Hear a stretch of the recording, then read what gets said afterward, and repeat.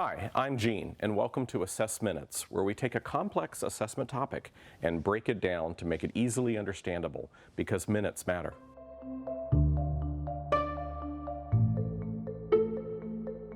How is it possible to compare a student's score across multiple grades and multiple tests?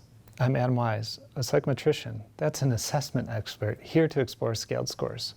Imagine a student takes a reading test in first grade, and then that same student takes a reading test in second grade, and the teacher wants to directly compare the scores from both grades.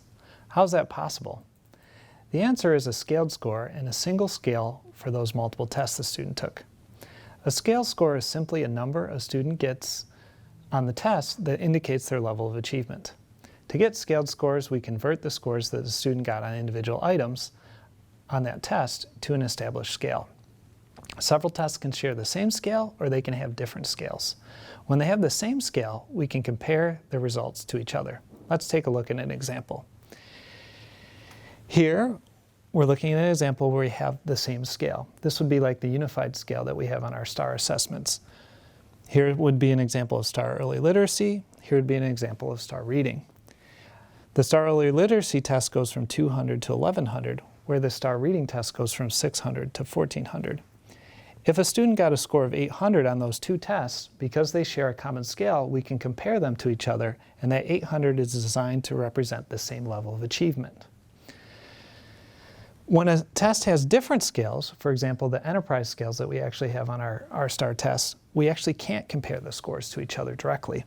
So we could still take the STAR Early Literacy and the STAR Reading tests, but here, in this case, if we're talking about the enterprise scale, the 800 on that STAR Early Literacy test doesn't necessarily mean the same thing as that 800 on that STAR Reading test. So why do we want a common scale? Well, a common scale allows us to monitor achievement and growth and compare results across different assessments and grades. And obviously that's advantageous for a lot of the things that we actually like to do in education and as a teacher. There's some other things about scale scores that we should know. Sometimes our scale scores are actually attached to benchmarks or cut scores, like an end-of-year state summative test. Those can be helpful for us to be able to predict how a student would actually do on that test when that test is given at the end of the year. There's one last thing I should tell you about scaled scores, and that's the size of the scale can matter.